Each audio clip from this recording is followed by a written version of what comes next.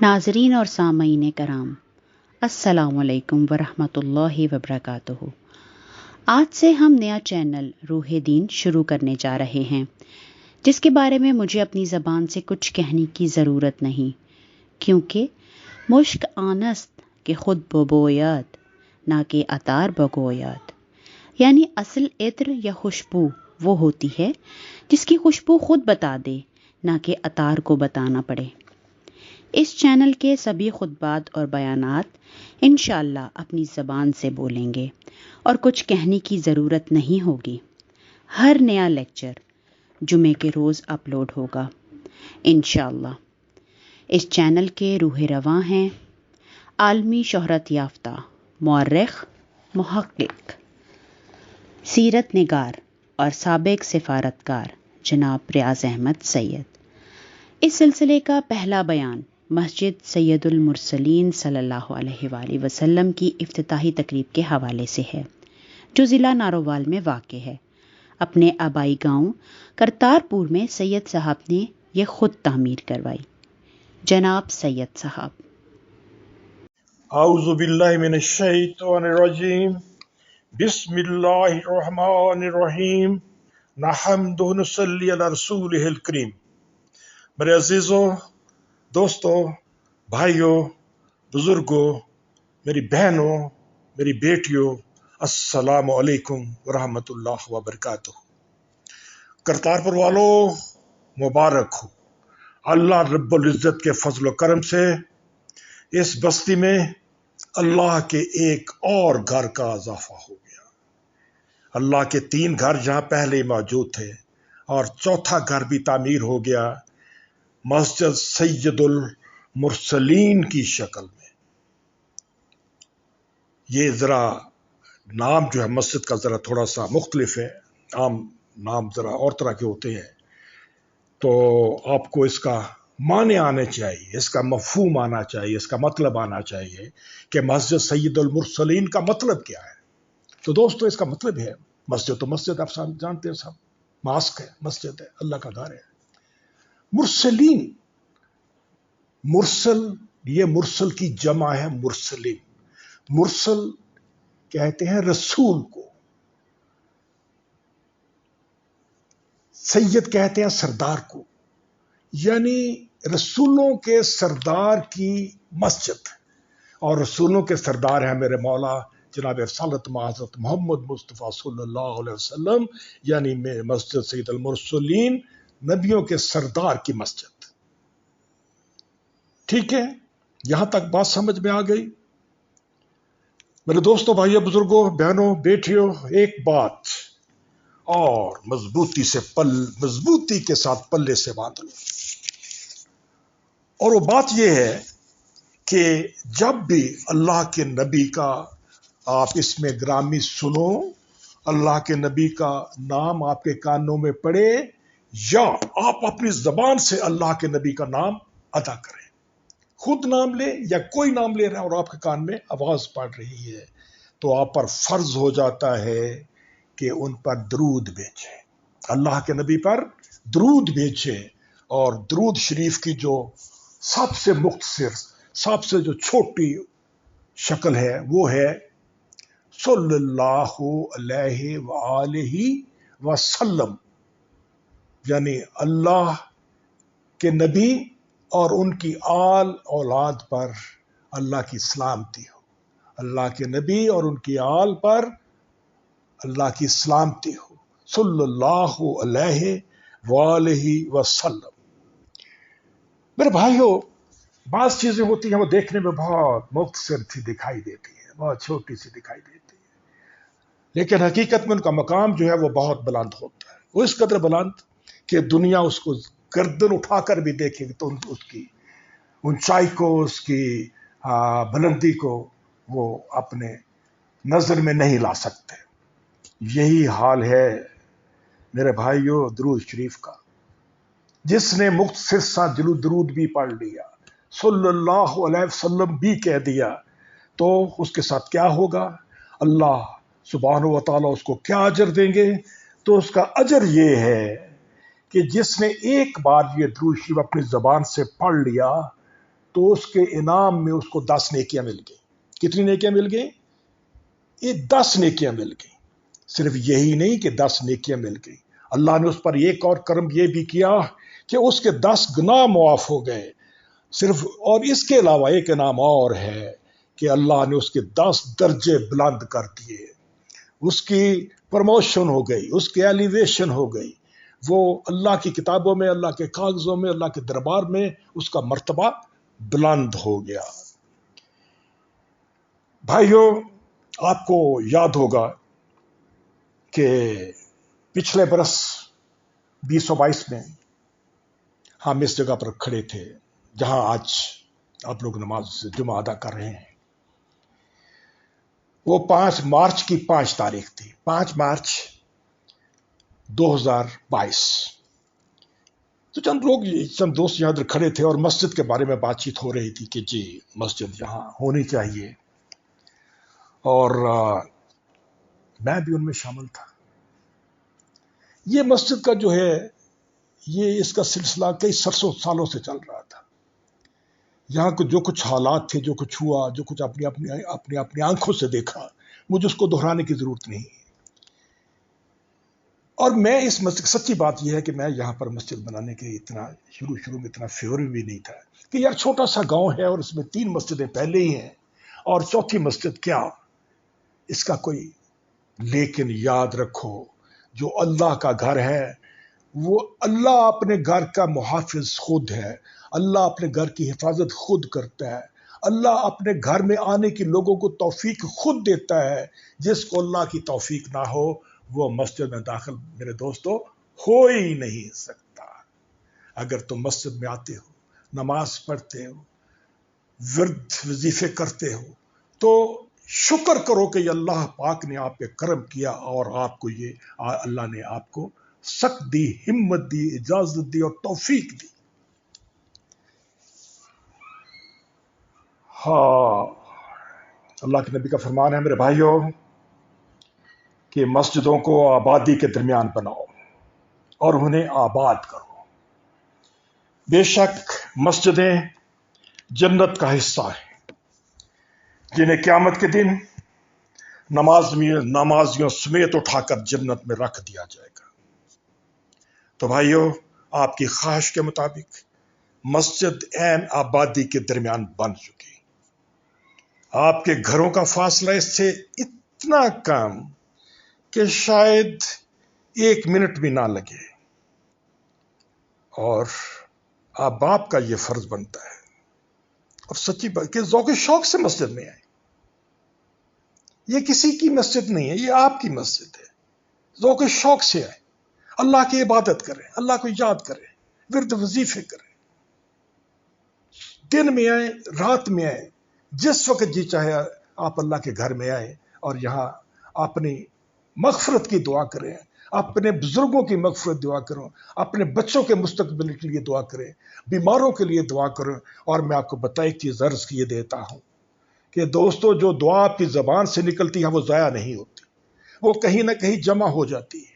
ہو سکتا ہے کہ وہ دعا اس وقت آپ سمجھے کہ یار کچھ بھی نہیں ہوا، لیکن وہ آپ کے کریڈٹ میں کسی وقت وہ اتنے بڑے منافع کے ساتھ آپ کو وہ واپس ملے گی کہ آپ حیران و پریشان رہ جائیں گے کہ اللہ کا یہ کرم، اتنا کرم، اور مجھ پر. دوستو، مسجد بن گئی اور یہ آپ کے گھروں کے قریب بھی ہے.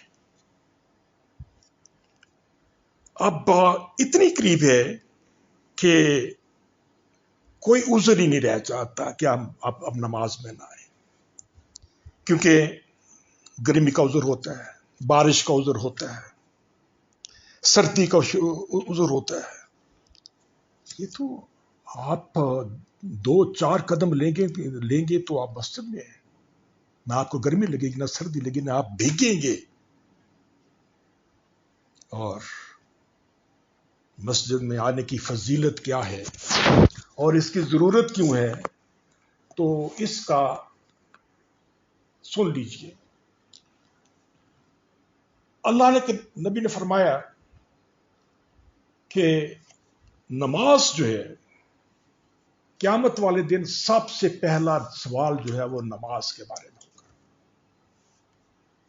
روز محشر کہ جہاں گداز بود اولین پرسش نماز بود، کہ قیامت کا دن جس دن ہڈیاں ماس چھوڑ جائے گی، جس دن انسان انتہائی تکلیف اذیت میں ہوں گے، اس دن سب سے پہلا جو سوال ہے وہ نماز کے بارے میں ہوگا.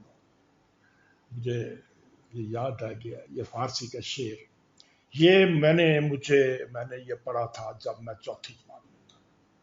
میں اپنے نانا مرحوم مغفور سید مبارک علی شاہ صاحب کے ساتھ میں فیروز پور کی جامعہ مسجد میں نماز پڑھنے کے لیے گیا تو وہاں دیوار پر یہ شعر لکھا ہوا تھا، روز محشر کہ جہاں گداز بود اولین پرسش نماز بود، کہ محشر کا دن جس دن ہڈیاں ماس چھوڑ جائیں گے، انسان پگھل جائیں گے، موم کی طرح پگھل جائیں گے، پانی کی طرح ہو جائیں گے، اس دن سب سے پہلا سوال جو ہے وہ نماز کے بارے میں ہے. شاید اس مسجد میں یہ آج بھی لکھا ہوا ہو، کبھی موقع ملے تو وہاں جا کر ضرور اس کی زیارت کیجئے گا اور اس کو دیکھا کیجئے گا. اور ایک بات میرے بھائیوں ذہن میں رکھے کہ مسجد کی ہمسائیگی جو ہے یہ بڑی سعادت کی بات ہے. جو لوگ مسجد کے قریب رہتے ہیں وہ بڑے سعادت مند ہیں، وہ خوش بخت ہیں، خوش نصیب ہیں. لیکن اس کے ساتھ ہی ذمہ داری بھی ان پہ زیادہ بڑی آ جاتی ہے کہ مسجد میں آنے کے حوالے سے ان کی ذمہ داری بھی بہت بڑھ جاتی ہے. اللہ پوچھے گا ان سے کہ بھائی مسجد تمہارے دروازے پر تھی، اتنی قریب کہ 4 قدم اٹھاؤ اور اب مسجد میں داخل ہو جاؤ، اور پھر بھی تم نمازی نہ بن سکے، پھر بھی تم اپنی عاقبت نہ سنوار سکے، پھر بھی تم اللہ کو یاد کرے، اللہ کے نبی کا ذکر کر کے تم جنت میں اپنی جگہ نہ بنا سکے. بدقسمت ہوں گے وہ لوگ جن کے عبادت گاہیں اس قدر قریب ہوگی، اس قدر باسہولت ہوگی، اور وہ ان سے فائدہ اٹھا کر اپنی عاقبت نہیں سنوار سکیں گے، اپنے لیے جنت نہیں کما سکیں گے. میرے بھائیوں، دوستوں، بزرگوں، ابھی وقت ہے. جب وقت گزر جاتا ہے تو پھر یہ واپس نہیں آتا. انسان کو پریشانی ہوتی ہے اور وہ کہتا ہے کہ کاش میں نے وقت کو پکڑ لیا ہوتا، مگر وقت جب ہاتھ سے پھسل جاتا ہے تو اس کو کوئی نہیں پکڑ سکتا. یہ بڑا چیکنا انداز ہے. ٹھیک ہے، اب وقت ہے بھائیوں، اس وقت اس کے سینگوں سے پکڑو، اس کو آگے سے پکڑو اور اس کا بہترین استعمال کرو. اللہ کی عبادت، اللہ کا ذکر، دنیا کی کمائی سے اللہ منع نہیں کرتا. بے شک کرو، جتنی جی چاہے کرو، لیکن صرف ایک اللہ نے اس پر پابندی لگائی ہے کہ وہ رزق حرام نہ ہو. رزق حرام کا جو ایک لقمہ ہے وہ آپ کی زندگی بھر کی عبادات کو تباہ و برباد کر دیتا ہے. بس اس چیز کا لحاظ رکھیں.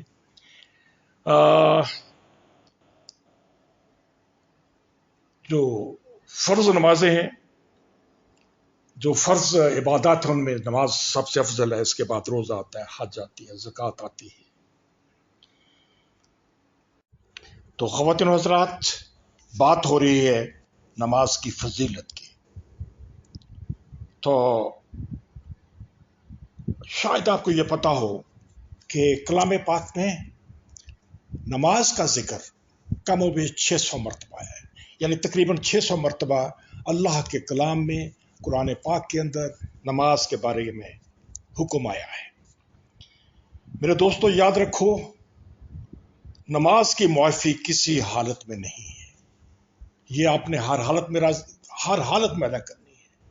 خواہ آپ سفر میں ہیں، خواہ آپ گھر میں ہیں، خواہ آپ جہاز میں ہیں، خواہ آپ کشتی میں ہیں، جہاں بھی ہیں، بیمار ہیں، بستر پر ہیں، تو بھی اللہ کا حکم ہے، اللہ کے نبی کا حکم ہے کہ اگر تم کھڑے ہو کر نماز نہیں پڑھ سکتے تو بیٹھ کر پڑھ لو. اگر بیٹھ کر پڑھنے کی بھی ہمت نہیں ہے تو لیٹ کر ادائیگی کر لو. اگر یہ بھی نہیں کر سکتے تو نماز اشاروں سے ادا کر دو. اور اگر سمت کا پتہ نہیں ہے، کہیں سفر میں ہو، پردیس میں ہو، پتہ نہیں کہ کعبہ کس طرف ہے، تو جس طرف دوستو تمہارا تمہارا اندر گواہی دے کہ اس طرف ہو سکتا ہے کعبہ، اس طرف منہ کر کے نماز پڑھ لو، تمہاری نماز ہو گئی، وہ کعبے کا رخ ہو یا نہ ہو، یہ اللہ کا معاملہ ہے۔ میرے دوستو، نماز پر بے شک بہت زور آیا ہمارے دین کے اندر کہ نماز کرو، اور یہ افضل عبادت ہے۔ یہ افضل عبادت اس لیے ہے کہ بعض جو دیگر عبادات ہیں ان کی معافی ہے، کسی نہ کسی صورت میں، کسی نہ کسی شکل میں ان کی معافی ہو سکتی ہے۔ مثلا جو لوگ بیماری یا بڑھاپے کی وجہ سے یا کسی اور وجہ سے روزے کی سخت نہیں رکھتے، روزہ نہیں رکھ سکتے، تو ان کے لیے معافی کی راہ کھلی ہے۔ بھائیو، حج پر صرف وہ اہل ایمان جائیں گے جن کے پاس زیادہ راہ ہے، جس کا مطلب یہ ہے کہ گھر والوں کے راشن پانی کے علاوہ ان کے پاس اتنی حلال رقم موجود ہے کہ وہ اللہ کے گھر کی زیارت کے لیے جا سکتے ہیں۔ میرے بھائیو بہنوں، یاد رکھو، حلال رقم کا میں نے ذکر کیا ہے۔ حج کے لیے جانا ہے تو آپ کی جیب میں حلال کے پیسے ہوں، تو اسی صورت میں ہی اللہ کے گھر کی اور اللہ کے رسول کی مزار کی آپ زیارت کے لیے جا سکتے ہو۔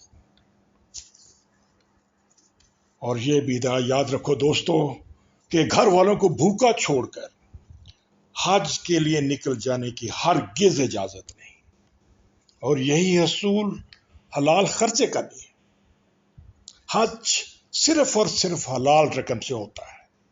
حرام کا لقمہ کھانے والوں کا حج تو کیا، ان کی تو کوئی بھی عبادت قبول نہیں۔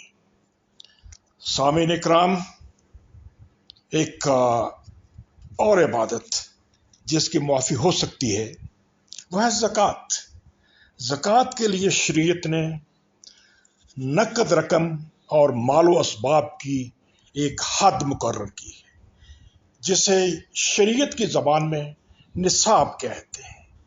جس کے پاس اس سے کم وسائل ہوں گے اس پر زکوٰۃ واجب نہیں۔ سامعین اکرام، مسجد سید المرسلین کے حوالے سے ایک اور بات آپ سے سانجھی کرنا چاہتا ہوں، اور وہ یہ ہے کہ بعض دوستوں نے شکایت کی ہے کہ شاہ جی آپ نے مسجد کے لیے چندہ نہیں کیا، اور یوں کئی لوگ شرکت سے محروم رہ گئے، وہ اس کار خیر میں، نیکی کے کام میں وہ شرکت نہیں کر سکے۔ تو میں نے عرض کی کہ بھائیو، میں نے کسی کو منع بھی نہیں کیا، مگر اس کام سے ہاتھ ڈالنے سے پہلے، جس مسجد کی تعمیر شروع کرنے سے پہلے، میں نے خرچے کا موٹا موٹا حساب ضرور لگایا تھا، اور اس نتیجے پر پہنچا تھا کہ کوشش محنت کر کے انشاءاللہ یہ کام پورا کر سکوں گا۔ اور ساتھ یہ بھی شرم تھی، مجھے یہ بھی شرم آڑے آ رہی تھی کہ وہ سامنے تمہارا اپنا گھر بن رہا ہے، کیا اس کے لیے کسی سے چندہ لیا؟ بھائیو، اگر میں نے اپنے گھر کے لیے کسی کے سامنے ہاتھ نہیں پھیلایا تو خود ہی بتاؤ اللہ کے گھر کی تعمیر کی خاطر دوسروں کے سامنے جھولی کیسے پھیلاتا۔ سامعین اکرام، اس ذات پاک اللہ رب العزت کا نام لے کر کام شروع کیا جو الحمدللہ آپ لوگوں کی نیک تمنا، آپ لوگوں کی دعا، آپ لوگوں کی نیک خواہشات کی وجہ سے وہ مکمل ہو گیا۔ مگر بہنوں بھائیوں، ایک بات کی وضاحت میں یہاں ضروری سمجھتا ہوں، ذرا غور سے سن لیجئے کہ اس حوالے سے میں یہ سمجھتا ہوں کم از کم کہ اللہ سبحانہ و تعالیٰ نے میری ایک ڈیوٹی لگائی تھی جو الحمدللہ رب العالمین پوری ہو گئی۔ بھائیوں بہنوں، اب مسجد آپ کی، آپ مسجد کے، संभालो अपनी मस्जिद को, करो इसकी खिदमत, जितने चंदे जी चाहे जमा करो, क्योंकि इसको चलाना भी तो है। इस खिदमत में मैं भी आपके साथ शामिल रहूंगा इंशाअल्लाह अज़ीज। वैसे मेरा तो साल में एक आध चक्कर लगता है, मुझसे बढ़कर ये जिम्मेदारी आपकी हुई, और मगर जितने जोगा मैं भी हुआ इस खिदमत में आपके साथ इंशाअल्लाह शामिल रहूंगा।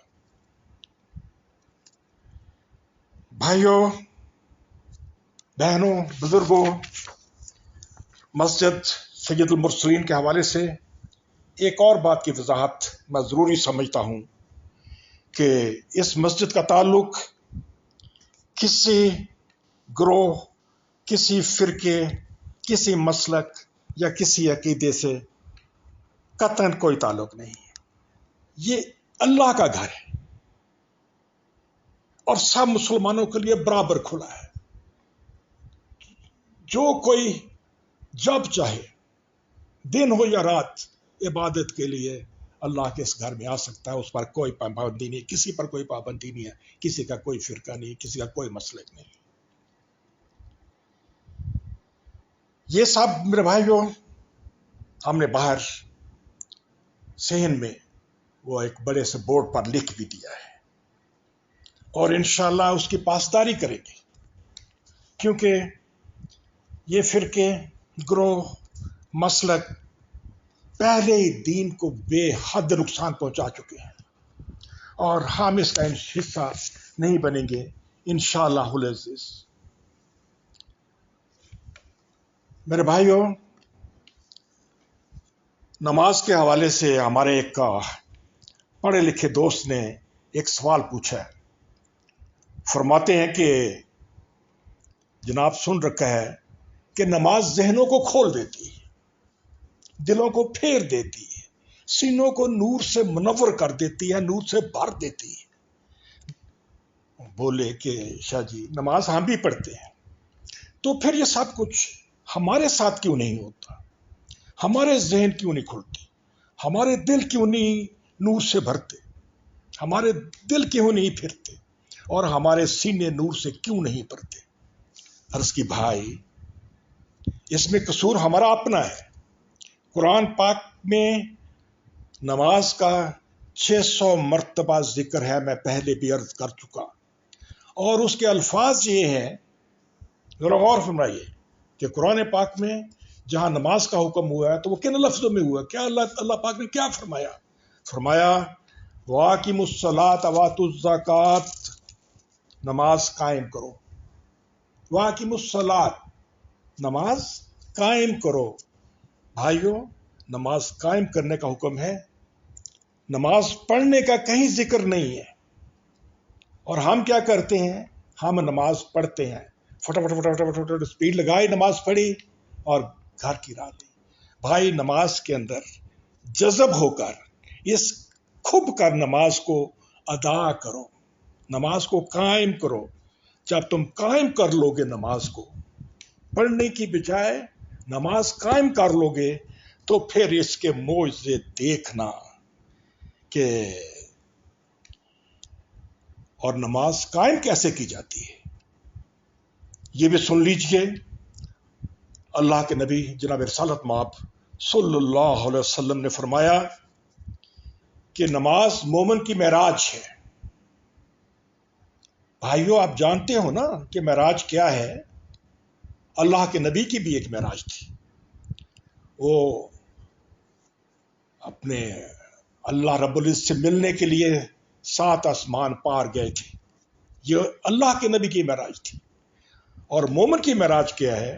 मोमिन की मेराज ये है कि वजू करके आजिज़ी के साथ अल्लाह के हजूर नमाज के लिए खड़ा हो जाए।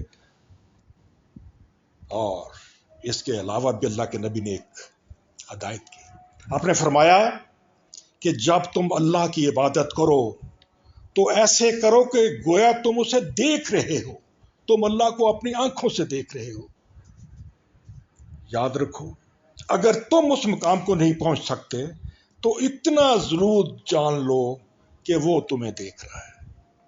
मोमिनीन मोमिनात, जब इबादत का लेवल ये होगा کہ اللہ کو تم دیکھ رہے ہوگے اور اللہ تمہیں دیکھ رہا ہوگا، تو پھر یقیناً ذہن بھی کھل جائیں گے، دل بھی پھر جائیں گے اور سینے بھی نور سے بھر جائیں گے۔ سامعین اکرام، آج کی گفتگو کو اس دعا کے ساتھ ختم کرتے ہیں کہ اے رب العالمین، اپنے حبیب پاک کے صدقے ہماری نیک اور جائز تمنائیں پوری فرما۔ یا اللہ، ہماری مشکلات آسان کر دے۔ مولا، مشکل وقت آن پڑا ہے، تیرے بندے آزمائشوں سے دوچار ہیں۔ غربت، لاچاری اور بے روزگاری نے انہیں پریشان کر رکھا ہے۔ یا الہ، ان کی مدد فرما اور ان پر غیب کے خزانے کھول دے۔ یا رب، بے اولادوں کو نیک اور صالح اولاد عطا فرما۔ جو لوگ بچوں کے رشتوں کے لیے پریشان ہیں، مولا ان کے لیے آسانیاں پیدا فرما دے۔ الہ، جو دنیا سے کوچ کر چکے ہیں انہیں اپنے جوار رحمت میں جگہ دے اور ان کے مراتب بلند فرما۔ شفائے بیماراں یا اللہ، خلاصی قرض داراں یا اللہ، سلامتی ایمان، تندرستی جان۔ اور اس کے ساتھ ہی سامعین، اگلے جمعہ تک کے لیے اجازت دیجیے۔ وما علینا الا البلاغ۔ رب